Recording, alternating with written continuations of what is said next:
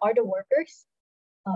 Yet till this day, they still do not have worker representation in the corporation, right? And that's going to change in our world. So a few definitions, we think that compelling these large corporations means mandating it or like posing a policy and pressuring them. In large companies, they contribute to the overall GDP. For example, companies like Amazon, Google, and they also have a big lobbying power because of their political capital. And we think that they're the type to hire a lot of people to have a stable manpower in their workforce as well. And we think that they also have like largely formed on hierarchical structures where people at the bottom have little to no say at all for what happens at the top. And we think that that's going to change on our world, right? Just a few characterizations. How are like the board of directors voted upon in status quo? We think that they're voted upon by shareholders, and we think that this is harmful for a few reasons, because shareholders, they have the money interest in mind. They care about profit, and they care about like, you know, making more profit. They don't care about workers' rights, and therefore, like, because they care about profit,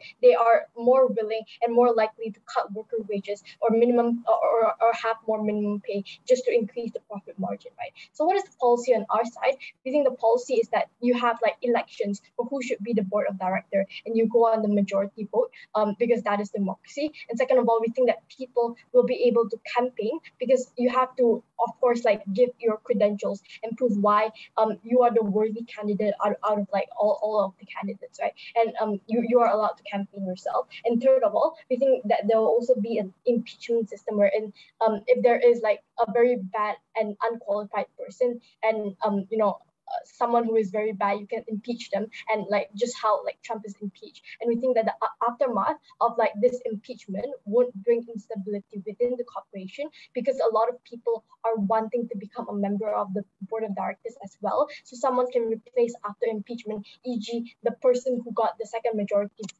vote, or you can have like another re-election, right? So just a burden of proof. We think that on our side we have to prove accountability, that we on our side can prove best that you know, you have like a check and balance system, that power asymmetry is best reduced under our side. So two arguments I want to bring. First of all, how you provide an exclusive check and balance system within corporations. On a scale, we think that on our side, it will be better than anything Ott will try to bring up.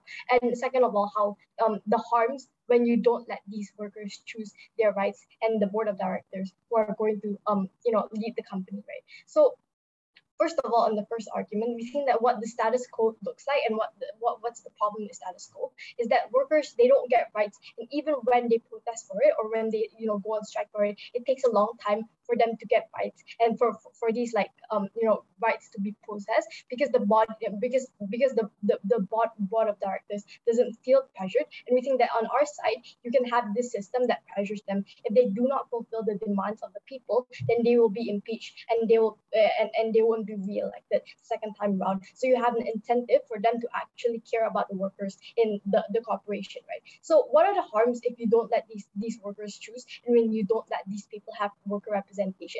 You let shareholders elect a board of directors who benefit them only. And notice, when it benefits shareholders, it fully does not benefit the workers, because, you know, shareholders, they only care about the profit incentive, things like that, right? And we think that on our side, we can have both things, right? We can have like workers being benefited and shareholders being benefited, because you can have like someone who is qualified to lead the company for profit and someone who also cares about the workers. And if we think that the workers have their rights exploited and they get bad working conditions when you don't let them choose minimum wage, etc., etc. And we think that this is bad for both like the workers and the company, because for the company, you have workers not being productive because they do not feel comfortable working in those situations. Thus, you have like the GDP increasing because the large important companies aren't doing well without its workers, who are like probably like dropping out, resigning, or like, you know, just not working well in that condition. Or third of all, you also have like these companies' reputation deteriorate because they choose to not allow this voting system when asked to and when compelled to by the public, right? So and for workers, we think that this is simple. They are treated badly. They are harmed, resulting in like bad mental health and bad, you know, situations, etc. We think that that's very simple. Yeah. And next, we think that opposition might come up here and tell us that these people are not like that the workers might choose someone who is not qualified or who is not smart and will not lead the company well. But we don't think that this is true for a few reasons. First of all, we think that people don't simply vote for whoever they feel like. We think that the workers, no worker wants a bad board of director because then their pay will also be reduced. So they have an incentive to choose someone who does things well. And we've already told you that these people can campaign for themselves, they can show their credentials, etc., etc. But even if you vote for someone who turns out to be unqualified and who turns out to be not that great of a person, right? You can have the impeachment system where you can impeach them after the election, right? So any POIs from all? Okay. So for all those reasons that we've been prodded to propose. Thank the Prime Minister for what was a very fine speech, inviting the leader of opposition whenever they're ready. Here, here. Here, here. I'll just start my own time.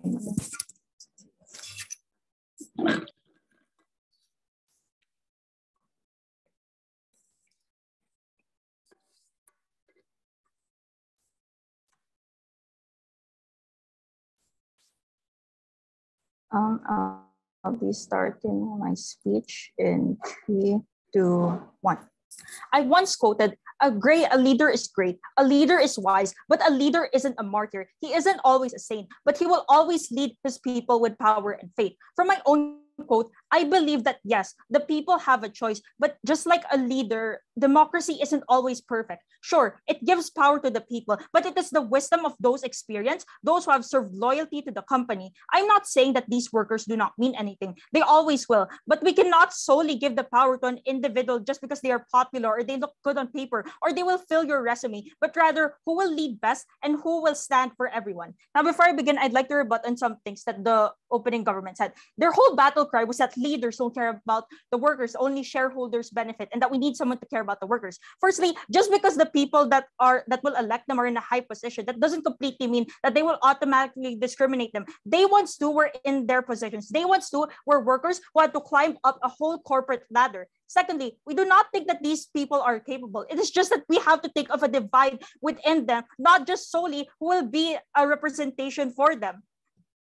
Now, before I begin, I'd like to define what CEOs are and what the board of directors are. A CEO is the person who has the strongest accountability and is the leader of a business or company. They are the forefront of the company. Secondly, board of directors are the people who are empowered to make CEOs and to make important company decisions. Now, points of context. Firstly, board of directors are people who will pioneer the various business and companies towards the success within the different metrics is calculated in various metrics. Secondly, workers are influenced and swayed by various actions that they see in the office or in the industry. Therefore, it is within the quality of the working environment and the feelings are at stake of when electing the board of directors. Thirdly, maximization of resources within the company must be allocated equally to understand an increase of the various products and services in the most efficient way possible.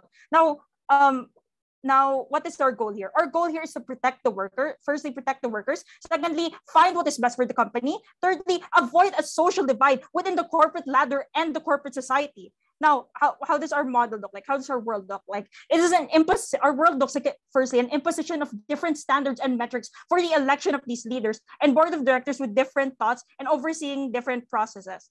Now, moving on to my arguments. Firstly, democracy isn't always the powerhouse to success. Level 1.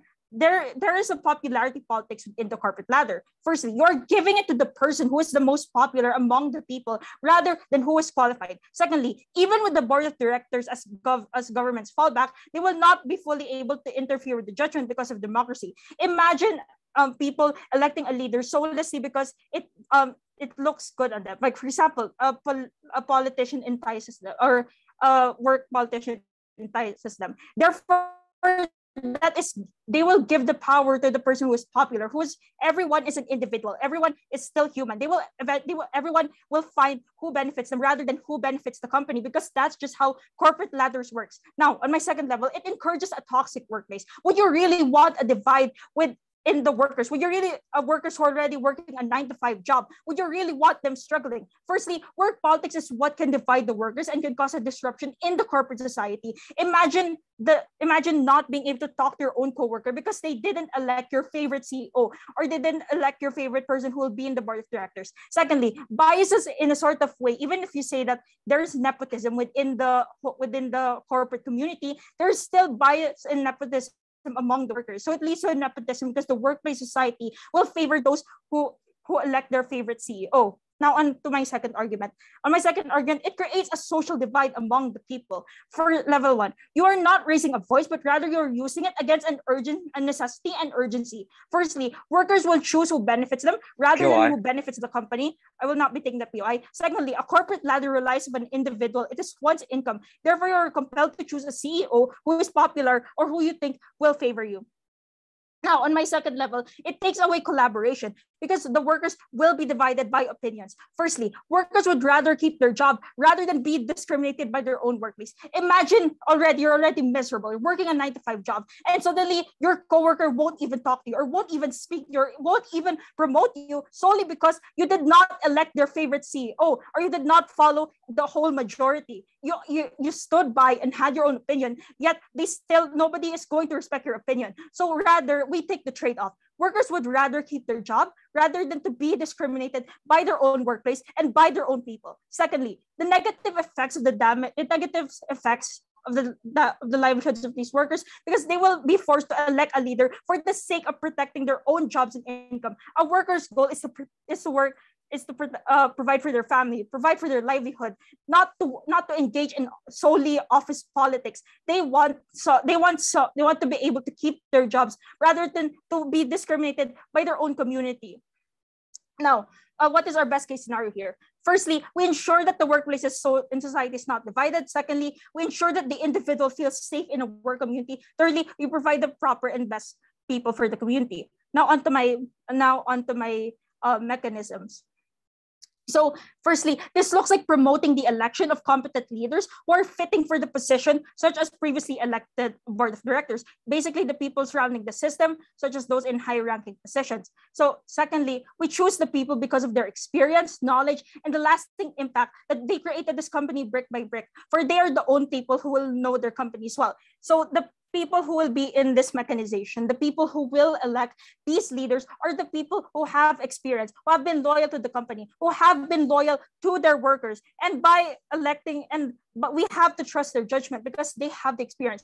I'm not completely saying that workers do not have the experience or workers are not capable of doing this, but rather it is best that we protect these workers even from a corporate divide. We do not want another society or another politic divide just because in their office workplace or in their workplace in general, we do not want the discrimination. We do not want a worker to not interact with his own office mates or colleagues just because he elected the wrong leader. He elected someone who people disagree with, someone who is not the majority. Now, on our worst case scenario, we still accept the fallbacks. So firstly, we still ensure that these workers will not be under scrutiny merely for their own opinion. And secondly, we provide a safe community that will not be manipulated by a workforce society.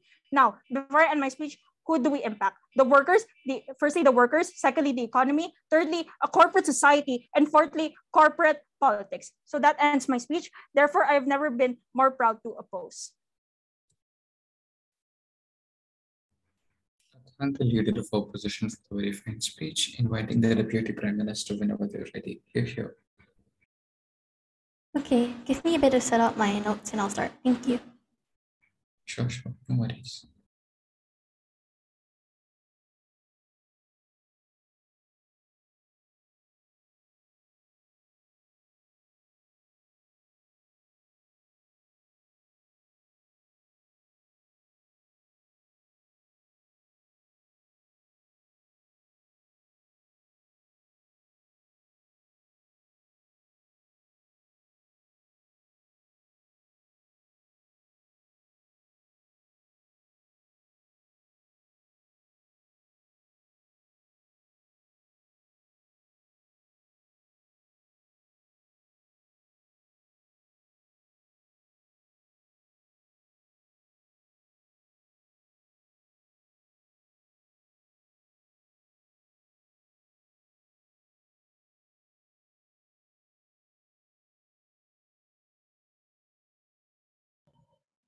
Am I audible and visible? Yep, you're both audible and visible. Thank you. Okay. I take POIs verbally. Just interrupt me anytime.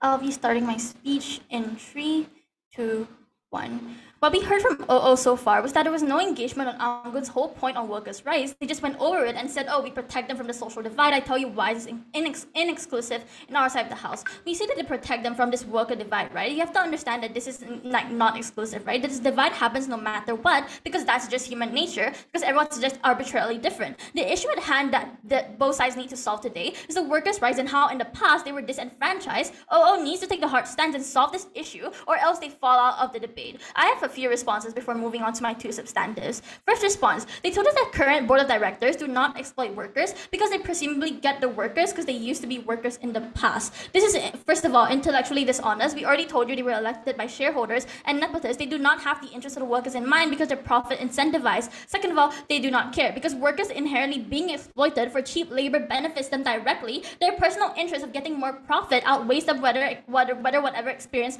they had in the past, and also because of the inherent privilege they already have. No matter what experience they had in the past as a worker, they already have the privilege to get out of that experience in the past. Therefore, that's why they're a board of director. Right now, we don't think any of this is true. Second thing then, they told us about popularity politics and why this would happen in our counterfactual, because we have the model of democracy, right? I have 2 responses to this. This is, first of all, ignorant to Anggun's mechanization, right? We have a mechanism exactly to solve this issue.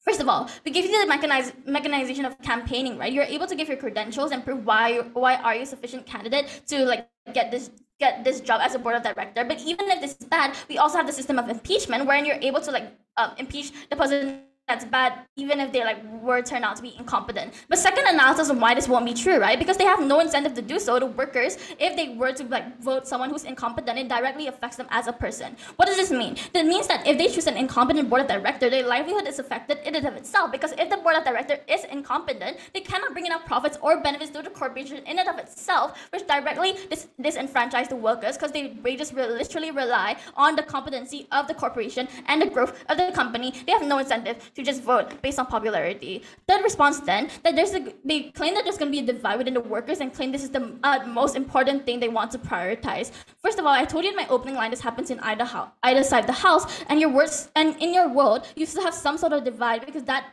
board of directors still have power and have way more political capital, which is literally Anggun's point on power asymmetry that they did not engage upon. I think Yellow needs to do this or else they're going to like fall out of the debate. I have 2 substantives then to extend on my case as like opening government. Yeah.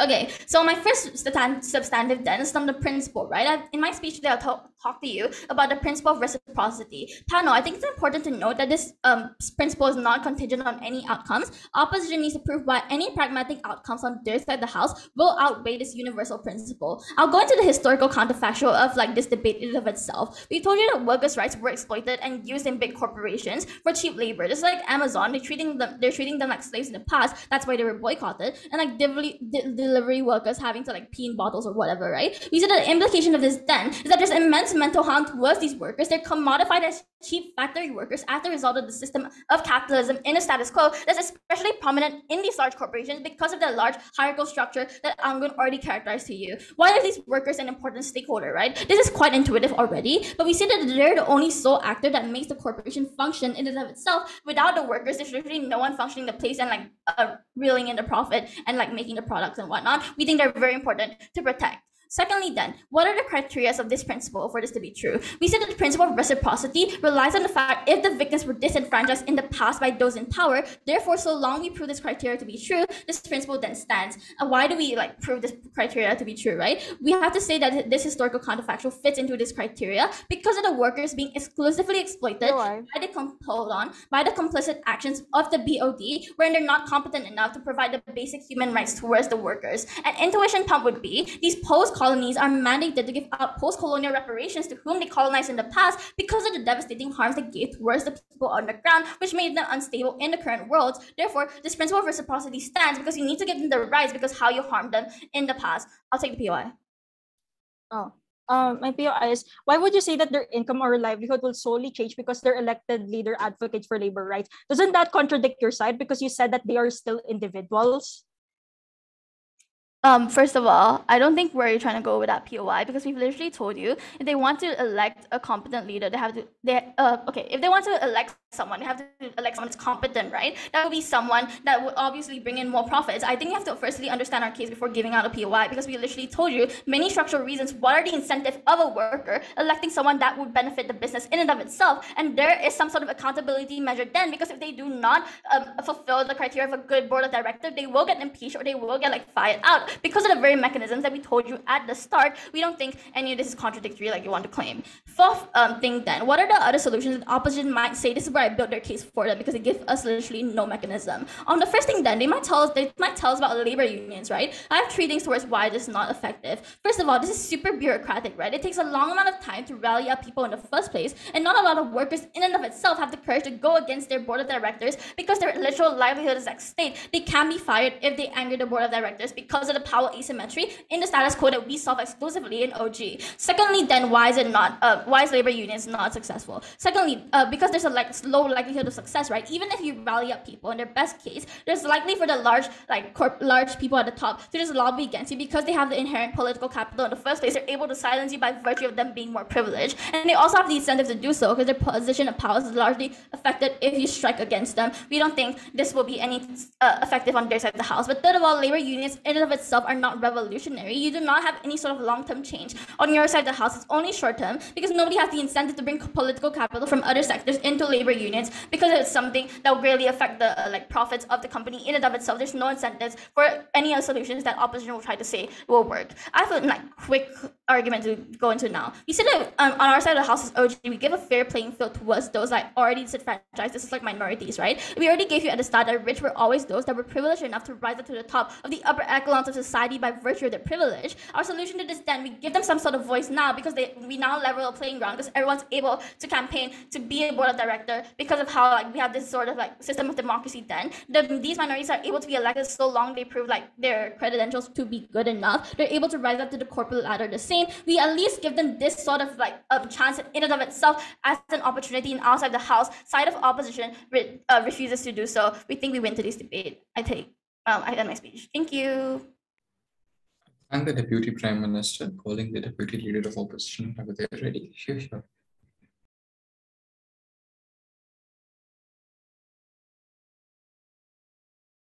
Okay, so I'll just get my camera.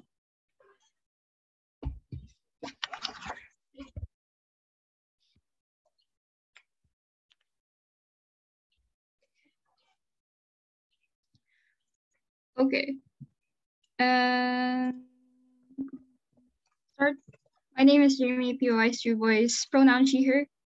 Starting my speech in 3, 2, 1. The only way to preserve the productivity as well as the greater likelihoods for the success, especially with the shift of different technological advancements, establishment of different social connections as to appealing to gaining greater capital or greater social capital in the long-term solution that we have already proposed. The mitigation of harms where these workers' rights are not prioritized on our side, at least we already have existing mechanisms for that, which I will be expounding later, and in upholding the greater good for the company themselves, and the various accountability and transparency systems that need to be imposed, especially when they are not even knowledgeable about the different things that can't enforce them in the first place. We are only best able to achieve the effective possibilities here in opposition when we are already talking about different things and the different harms that can impede all of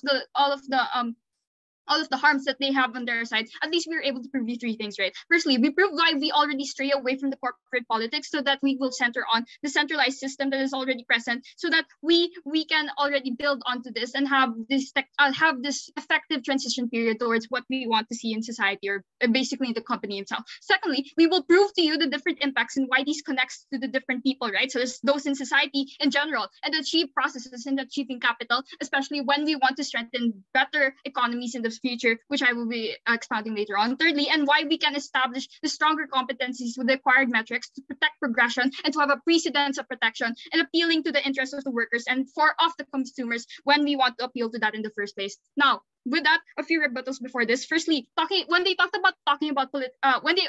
were talking about like political capital, right, and then preserving the stability of manpower, I think government already disregards that they only preserve a short-term solution when they are only expecting the influence by workers, right, by power alone. By power alone for the check and balance system that they never really mechanized, with their decisions only contingent on the livelihoods of these workers on the surface level of things. Secondly, we already conceded to the fact that these businesses already care about the profit to increase, but the only way to produce profit is through taking the risk, especially with these decisions, and that what affects the different participations within the workforce, especially when our decisions are what affect their participation, and the change of incentives will be harmful on our side. Will be harmful on their side when they will never reach common ground, especially when we see people who treat these as campaigns or being benevolent at the first, but having intentions underneath them when they are being elected. But then we already conceded that we have incentives for these board of directors, right, towards adopting laws and policies that are within introducing informed choices from people who have the experience that are already present, who have been working in the company for years and contributed greatly to improving the greatest obligations of this company, which we will be able to prioritize and which will be the best interest of the workers and of the people who are running for these board of directors, right? But then, secondly, when you talked about our harms of corruption and less productivity, or the susceptibility of these people to poor working rights, we think that the only way to increase the morale and to have benefits, rights such as paid leaves, injuries, and illness rights is when we have the legitimate choice of arriving at the consensus. They only care about the stability. They only care about the system stability with the different operations that they have on their side. But at least in our side, we already co-op all of those benefits and have these advancements and progress for the competition that actually preserves the competition within these companies that will prove the prosperity and that will prove to strengthening our systems in our side. Now, thirdly, when you talk about the exploitation of workers, they never engage with their harms because they're still already inherently trampled on their side. They will still won't have full control in the workplace and the catering to the interests of these stakeholders. Highlighting when I talked to you about the short-term goals that they said, they talked about campaigning and impeachment, but they are not enough when you need to address the worst-case scenario with immense structures that will have the big reputable people always on top, the privileged people who are already part of the board of directors. They will never be able to champion them. So it will only be strategic for these workers to so on their side, people will already do whatever it takes to climb up the corporate social ladder, to fulfill their different reformist thoughts, to only appeal to different personal interests. This will lead to unemployment, which is a trade-off that they never prove, especially when these workers will feel like they are not heard if it turns out to be bad situations on their side. Therefore, they are forced to resign, and therefore, they will succumb to the effects of unemployment. Now, first extension, how do we achieve sustainability, and especially in establishing stronger economies, right? Firstly, when my first speaker already talked about, when my partner already told you that any democracy will never be perfect, right? And the less safety nets from government when they are not even able to have when they're not willing to risk the quality, when they're already willing to risk the quality, at least on our side, we don't risk this quality because this will be harmful to local MSMEs when they are only starting out with their businesses and the public utilization of all of the resources that they have. This will only be achieved when MSMEs already have this established, will already attain this stability so that they will be able to climb towards the ranks in this economy, and being able to promote that is only when they have experienced people know how the systems work. If we have experience that these board directors will have, they will be able to achieve the funding of these different products because they're already knowledgeable of the different business strategies, and they are also able to know the rise and the fall within the economy. Thirdly, why are these rights going to be more accessible for these workers, right? Because the only way for the people who are in the part of the board of directors to know their people, they will only be able to appeal to all of their rights because they want to boost the morale or being able to promote a better working environment for them. So with that, when they're already knowledgeable and when they already have those incentives for the demonstrations that you already received, at least we are catering to the greater impact rather than government side, not even giving us the mechanism on how these incentives will actually manifest if they don't have this. Now, second extension rather, how do we best understand the career-oriented goals of these companies? Firstly, we are already not restricting the capabilities and the limit of ability of choice within these companies, because the opposition understand that that with unreasonable power, worker rights will not be prioritized. We call up all of these government benefits what they prioritize, because at least in ours, we already have unified and accepted values that serve to be the blueprint of the actions within these economies. Secondly, we already achieved the retrospective for these transition periods and the efforts that will trickle down to the circulation of money within the company, or that will trickle down to the different efforts that can make our all of our arguments fly in the first place. Thirdly, the stimulation of the economy will only be achieved when we think about the larger consumer cost, and if we have individuals to see this as an initiative, and this will only be achieved when we have experienced people to see these board of directors as people who are competent, people who are capable leaders to actually lead the company to the default protecting the most vulnerable, which is the workers themselves, so that we'll have that investment insurance, so that we will be insured and have all of the safety nets that we already talked about. With that, we are already achieving all of the benefits in our best case, and even in our worst case, we will still be able to protect them, the most vulnerable, because we already have all of the things that we need to focus on, especially in opposition. With that, very proud to oppose. Thank you. Thank the DLO for that very fine speech. With that, we have come to the end of the opening half of the debate, starting the closing half, inviting the member of government. Yes, sure.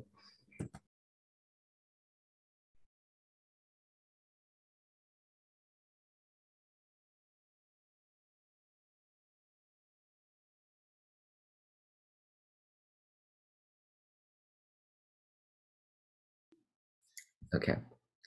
So my name is Andrew Kim. I go by the pronoun he, him, his, and I'll accept the POIs verbally. If everyone's ready, I'd like to start my speech in 3, 2, 1. Mr. Speaker, we believe that both the opening government and the opening opposition has failed to prove why this motion in general both benefits the workers and the companies, since the opening government has solely devoted their entire speeches on how the workers' rights will improve, and how the opening opposition devoted their entire speeches on how the companies and how the boards of directors will basically improve on. Basically, in the closing government team, we maintain a similar policy with the opening government team, but we actually, since our major goal, we believe, for the debate is the integration within the workplace between these workers, between those board of directors and the workers, and to have a better relationship between them, which actually makes the workplace a better place for both workers and the board of directors. We believe that in order for such integration, we believe that both the shareholder voices and the workers' voices would be reflected upon the votes when it comes to realizing this democracy. Now, in order to prove my point, I would like to first rebut to what the opening opposition has said, and then weigh and compare our case with the opening government in order to prove why we take this debate home. First of all, the opening opposition team has said that in their world there would be opening opposition said that there are a greater, for instance, conflict and strife between the companies, between the workers in the democracy, because obviously there are some workers who would not be satisfied with the election results because they would think that their voices are not represented. However, we believe that this argument is not valid for the following reasons. First of all, since democracy is a legitimate system, we believe that workers can understand why some people at least are in the board of directors, because they know that their fellow workers voted for them, and because they know that in the future they also have the chance to elect the board of directors they want to. We believe that these results are much more acceptable for the workers than to just have this board of directors that is just picked by the majority of shareholders who are not representative of the workers. Also, even in the worst case, if that happens, we believe that the board of directors have an innate personal interest to care for all workers, because those board of directors are, no thank you, I'll take that later, have an interest to be re-elected. And in order for them to be re-elected, obviously in democracy, their innate interest is to get the most support of the most people. Therefore, we believe that even if some voters did not get the candidate they want to be elected, we believe that in the future, in order to take a lot of workers as their voting class, we believe that each of the candidate and the board of director elect would actually care and take care of those workers. Also, we believe we would like to provide an extension for what the government side said. So the opening government side said that, oh, the companies, the workers will actually have a greater rights because obviously their voices are represented, and since their voices are reflected upon the policies, that the board of directors are much more likely to actually respond and actually enact those policies instead of just chasing for profit, which what the shareholders are innately want. But we believe that in addition to that, we believe that because in the closing government side, company and the workers work together, and because obviously there is a greater coordination between the majority of workers and the board of directors, we believe that this is eventually also much more beneficial for the company as a whole. Why? Because in the current system, as what the opposition side has said, there will be a greater conflict and strife between the company and workers, as according to what they said, because first of all, they said they're going to have labor unions and continue the current system without providing any alternatives. What is the problem of the current labor unions and the current system? We believe that the biggest problem is that the inefficiency that it brings. There are strikes, there are boycotts, there are people just refusing to not work at all, and the companies really can't do anything. They need to hire new people, but they need to train them, and there is this gap in time where they can actually return to normalcy. We believe that this leads to immense capital loss, less market dominance, which is bad for both the company and the workers, because obviously if the companies don't work well, obviously they're going to fire the workers, they're going to actually cut those wages and so on and so forth. And we believe that in order to solve this problem in our world, in the closing government world, the companies and workers work together. And we believe that even if some workers disagree, we believe that the impacts of those strikes and boycotts will not be as big, because since we have the majority of the workers on our boat, we have the majority support, and as long as they don't boycott, as long as they don't strike, we believe that this will be the process of actually, for instance, delivering their voices will be much more smoother and have less harm inflicted upon the companies and eventually the workers, because the companies doing well also benefits the workers in the long term. We believe that therefore this is in the best interest of everyone, and we believe that the only people who will be against this is those malevolent business owners who don't care about anything about workers' rights. Finally, I would like to say how the opposition has provided no mechanism or no alternative on how they would like to ensure the rights of workers and provide the safe communities. They have simply said that they will do so, but yet they have not provided any methods or mechanism of how they are going to do so. Also, I would like to say that they accuse the board of directors of not having enough experience or capability to actually lead the company. I would like to say that most of the board of directors who are successful are not even, some of them they didn't even work in the same sector before.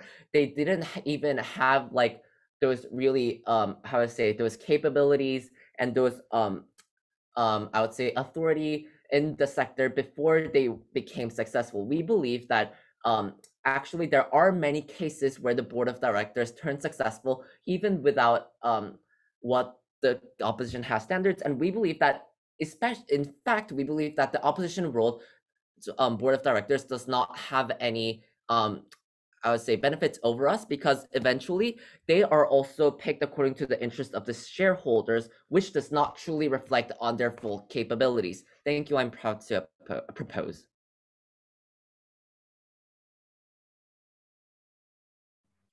thank the member of government, inviting the member of opposition whenever they're ready. Here, here.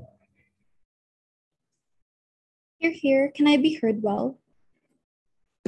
Yep, loud and clear. All right. Okay. Pronoun she, her, POIs by voice, and I'll start my speech in 3, 2, 1.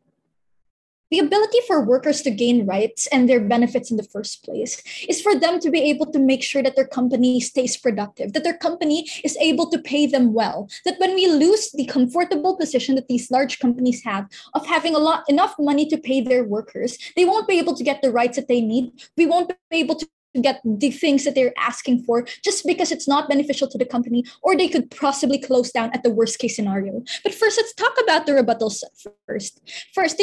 Opening government talks about how current status quo only benefits shareholders because they're for profit, and this becomes an exclusive check and balance within corporations on their side.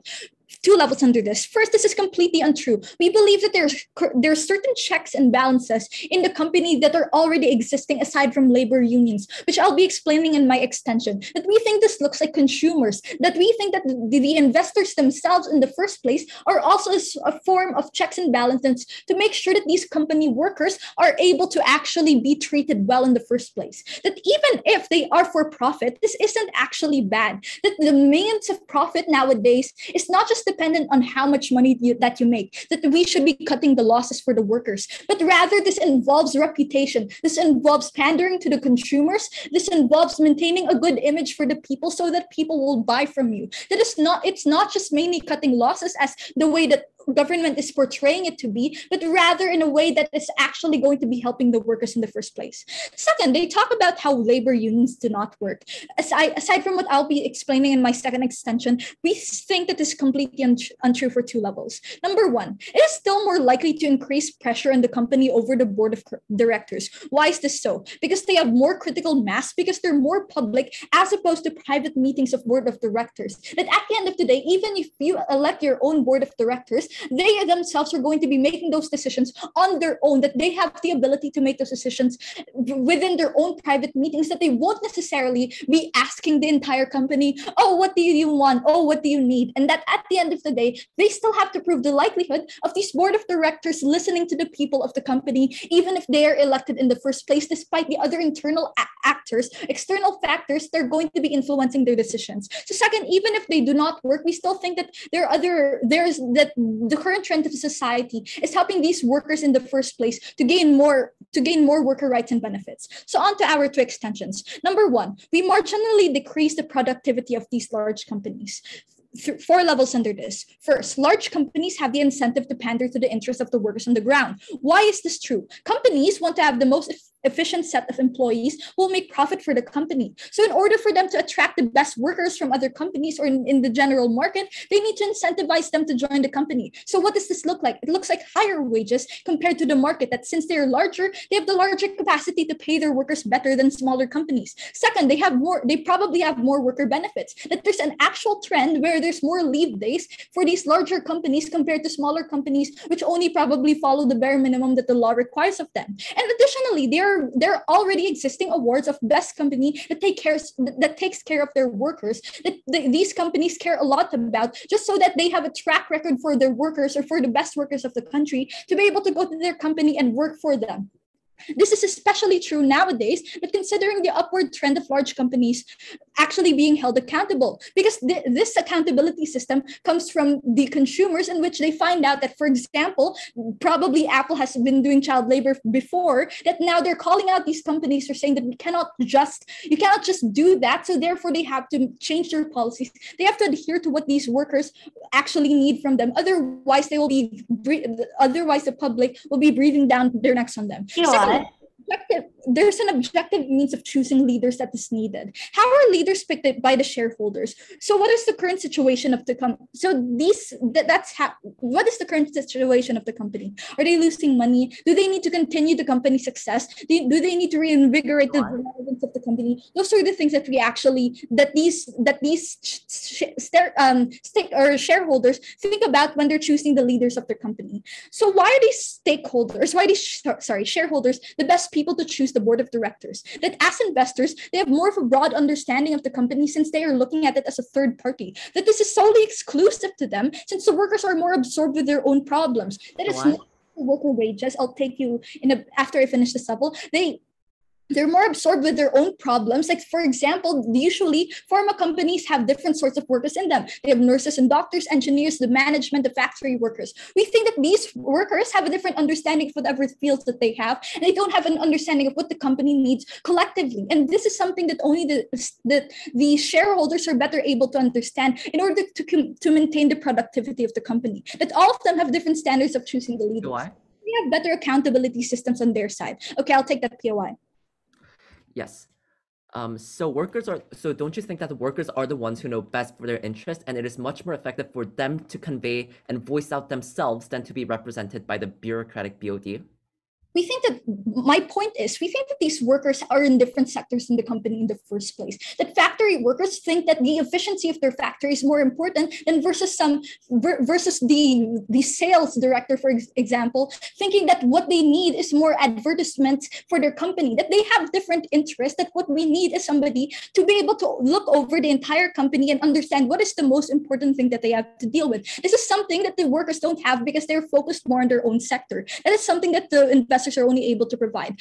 And in terms of accountability, we don't want to be associated with a company that does not give their workers their right. Why is this true? Investors are usually the board of directors or large financial figures who are also involved with their own businesses. That they know if they're directly involved with the scandal with this company that they are investing, it'll harm their own reputation from getting their own job as a CEO or board of director in another company or the enterprises that they own. That even if they want to reduce the principle of reciprocity, it is still prevalent due to the campaigns needing money and resources and power. So third level, this is more susceptible to populist ideas. Board of directors want to stay in power in the company, thus will do whatever it takes to maintain their position. So that there's a prerequisite attitude for workers who want to become leaders, entering the company simply to agree with others, so less likely for polarization on our side. So the productivity is severely compromised. There's no separate decision or opposing decision due to the need of agreement. That workers are actually less likely to be productive on their side. This is less of an incentive for the workers on the company to do well because they know that their ability to move up in the positions are dependent on who's friends with the boss, and their work is not acknowledged by the people who do not care about them. It creates polarization in the company because campaign periods means that also different individuals campaigning against each other to win. That finally, last level, investors are less likely to opt into these corporations since they have less power and they do not follow what they actually want to do. For all of these reasons, very proud to oppose. I thank the member of opposition calling the government whip whenever they're ready. Here.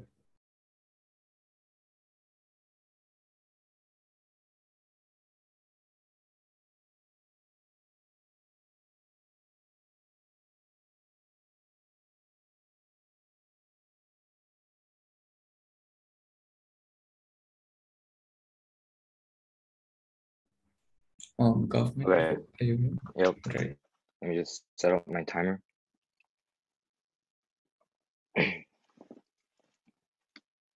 Okay.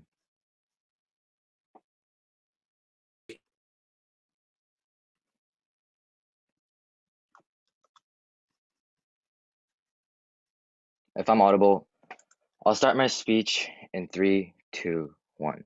First of all, we believe that the alternative that the opposition side brings in today's debate, which is giving the most experienced and the most skilled people, and for the case of closing opposition, they say they're going to give the shareholders, because shareholders to have the right to vote and choose the board of directors and the CEOs and whatnot, just because they have more experience, they have overall oversight of the company, and their incentives of trying to improve the company is far different from the workers who do not know the overall goal of the company and who do not understand the company. We believe that that is very false in the very first case. We believe that as closing government, I would like to prove that our side that these workers in fact actually know more about the companies, and the fact that these workers are not represented even by the shareholders in today's society. And before I move on, I have 4 points of rebuttals to the three sides that have spoken before. So the first of all, the main point of today's debate, most speakers have talked about like the divide in the company, and they talk about how our side, by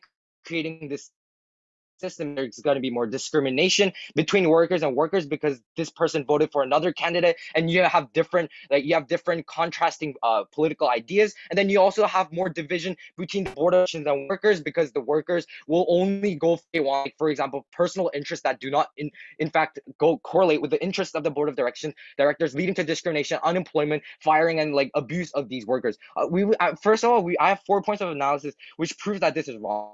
First, we that discrimination does not, or well, at least it is very far less on our side. Why? Because first of all, discrimination between workers because of their political ideas is very unlikely. Why? Because we believe that all workers have very similar ideas. What they want is very clear. They want better working conditions. They want higher wages. They want more pay, less working, less exploit of their labor. They want and all of those working benefits. We believe that therefore what workers push for and what they look at the candidates are not that different. Therefore, these candidates that are in these campaigns need popularity to get elected. Therefore, they are probably going to portray what these workers want. If I vote candidate 1 and you're 2, we believe that their policies will not differ, and what workers fundamentally root for are not different. It's not going to be like one person does not want worker rights, a worker goes against his or her own rights. We believe that is very unlikely to happen. Second, the discrimination between the workers and the employees and the board of directors. First of all, as the opening teams are characterized, these companies are big companies with a lot of workers. For example, Amazon, thousands and thousands of workers. We believe that because of the huge number of workers, we believe that discrimination and just the board of directors or the hierarchical groups discriminating these workers are very unlikely, and it's probably going to go against their own goal and incentive of trying to improve the company. Why? It's because these people who root for candidates are going to be a huge part of the company, since the number of workers are very huge in these big companies, and we believe that they cannot just discriminate everyone, or they cannot fire everyone as a collective group just because they have voted for someone. And this also works in an individual sense, that these people are protected because of the huge mass of these workers. We believe that just because you voted for someone, your worker's not going to talk to you or whatnot. That's not going to happen. And they fail to realize that these elections are not going to be like some kid elementary school election or something. It's going to be just like the real world, presidential elections or whatnot, where there are anonymous elections just like the real world. And we believe that by having anonymous elections, these people are shielded in an individual sense and a group level. And we believe that this only exists on our side, where these people have their own free. We believe that our side is the only side that can provide this level of freedom and this level of democratic values and rights for these workers. And finally, we believe that there is a check and balance for our previous speaker talked about how their side has labor unions. I would like to prove why labor unions are very bad. First of all, labor unions go against the incentives of the businesses. Unlike our side, these workers are voting for what is good for the workers and the company itself. I'm going to prove later. And we believe that unions, however, go against the companies. They try to make the company feel uncomfortable. They want to make big changes in companies. Therefore, we believe that overall impact the productivity and overall the ability of these companies. And second of all, these unions also do not represent these people, the workers, as much. We believe that these workers do not have an individual voting right. For example, they don't have a lot of say. There is still a hierarchical structure in unions and whatnot. We believe that these unions decrease individuality and whatnot. Therefore, we believe that our side is the far better solution to this. And we believe that second of all, about the alternative that the opposition side brings in today's debate, they talk about their side is going to have more experiences and they're going to know the companies, and they try to frame the workers as not knowing these. And workers, although they say workers still have experience and whatnot, we believe that is very unlikely, because most workers are not going to be from the very start of the company and whatnot. We believe that therefore most of the board of directors are only going to go to the top people, the top board of directors. Therefore, we believe that there is nothing different from their alternative from the status quo. And therefore, I would like to prove why the status quo is very problematic. And we believe that on our side, we believe that the incentive of workers and the board of directors are correlating. Therefore, when they say that they're only going to allow these certain people to vote, we believe that doesn't make sense, because there's no difference from them the workers. Why? Because first of all, workers have an incentive obviously to try to make their own rights and their own working environment better, which includes increasing worker rights and working environments,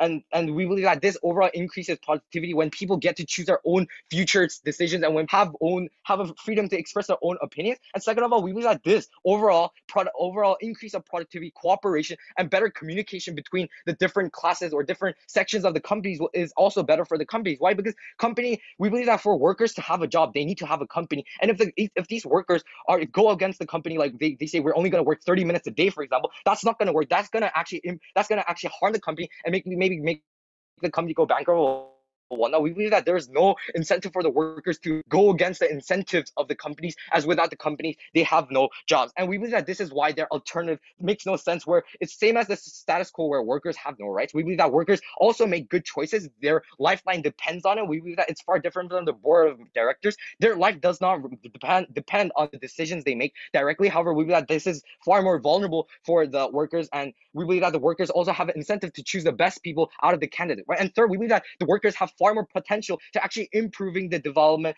and improving the companies. We believe that there are lots of problems in the company that these board of directors do not understand, do not know of. For example, abuse on an individual level, where like small, lower employees abuse and exploit these people. And we believe that these workers, when they have a say in the politics and the management of the overall country, they can actually have contribution towards improving the companies and in places there are gaps in where these board of directors do not have much opinion or do not have much views on. And finally, about the workers, which is probably the most vulnerable stakeholder in the debate, we believe that our side, closing government, has the best benefits for these workers. First, we believe that the opposition side talks about how our side is going to lead to discrimination, unemployment, and exploitation of workers and whatnot. However, we believe that providing the freedom of expression itself benefits the workers, because first, they get a right to choose where policies they like, and they have a freedom of expressing opinion, and this overall improves equality between the employees and also between the board of directors, as all people have the same votes. They have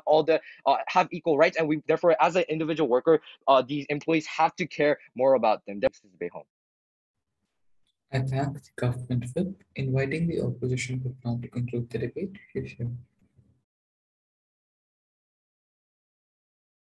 Hi, all right, so just to reiterate, POIs through voice and what's it called? Oh yeah, pronouns she, her. All right, I'll just be setting my timer. And I'll be starting my speech in 3, 2, 1, go.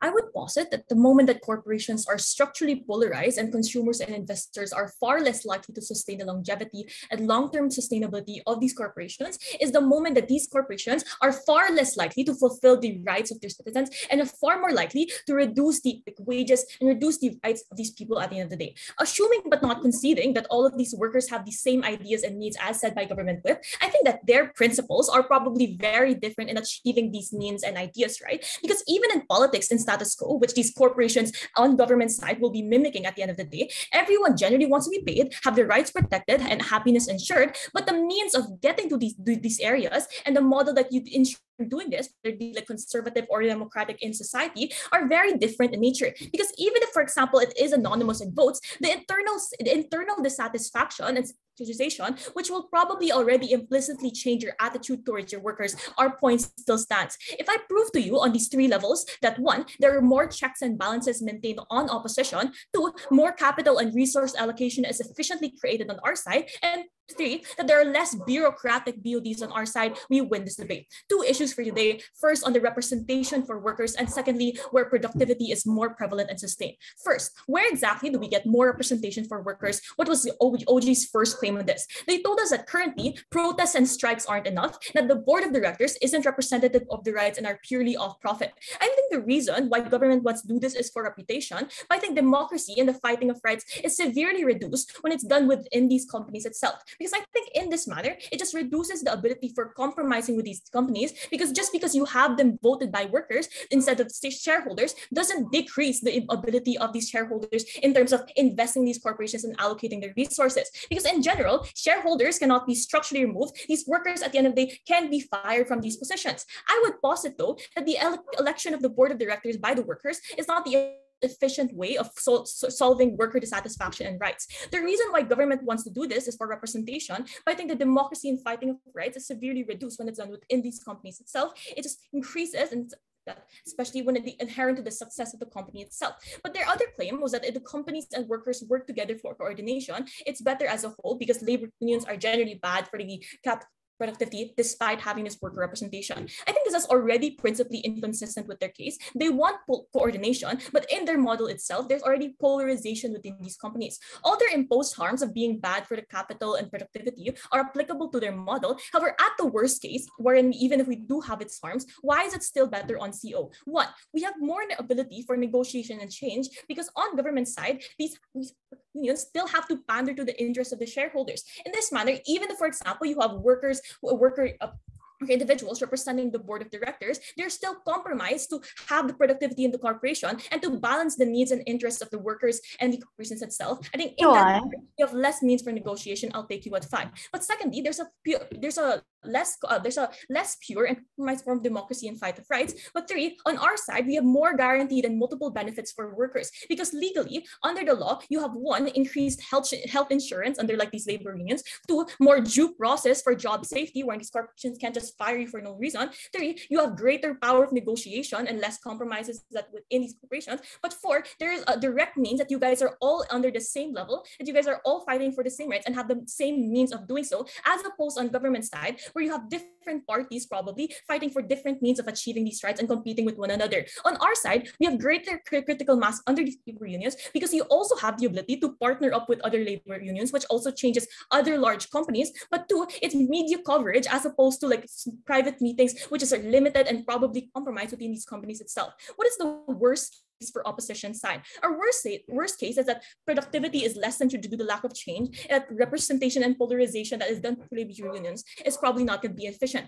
This is not the case because we're more externally protected with the rights in public, where more individuals can pander and kind of be the observants and the victims in this case, as opposed to private corporations where the decisions made inside are likely to be more concealed and covered up, especially on the metric of maintaining peace and productivity on government side. On our side, at the very least, we have a pure form of democracy, but moreover, we have greater ability to also reach for other corporations and reach for this critical mass and change. Second, where is productivity more prevalent and sustained? They talked about firstly, about the principle of reciprocity on OG, that especially when workers are commodified, there's like a fair playing field, especially when there's currently like non-bureaucratic means of government. I think the ability of the rich, however, to continue their systems and be like bureaucratic in means is still going to exist and are possibly greatly asymmetric on government side. Assuming that the campaign model is like parties or whatnot, and then having to elect one another, sure, I'll take that POI.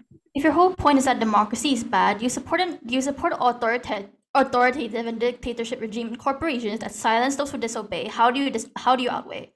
We never said that democracy is bad. We said that the ability to gain this democracy is far more compromised on your side when it's still restricted by these corporations. At the end of the day, our point still stands. But assuming that the campaign model is like parties and these individuals campaigning against each other, individuals with more power, more money, and more connections are far more likely on their side. Because this harm of the Democratic Board of Directors is far more likely on their side. Because at least on opposition, where there's larger and more objective checks and balances with the investors, on your side, it's purely contingent to populist, less third-party perspectives, and on the connections and resources that these people have, possibly also like these false connotations of promises, etc., which we see in modern day politics. Their second claim underneath this is that current status quo only benefits the shareholders because they're for profit, and this becomes the exclusive check and balance within these corporations. I would posit that these shareholders being for profit is one of the many reasons why companies still stand. I already took a POI in 6, but moreover, we already told you how shareholders already have these objective means, that they hold majority of the company's shares. So obviously, if like workers, for example, are dissatisfied, they have the means of being able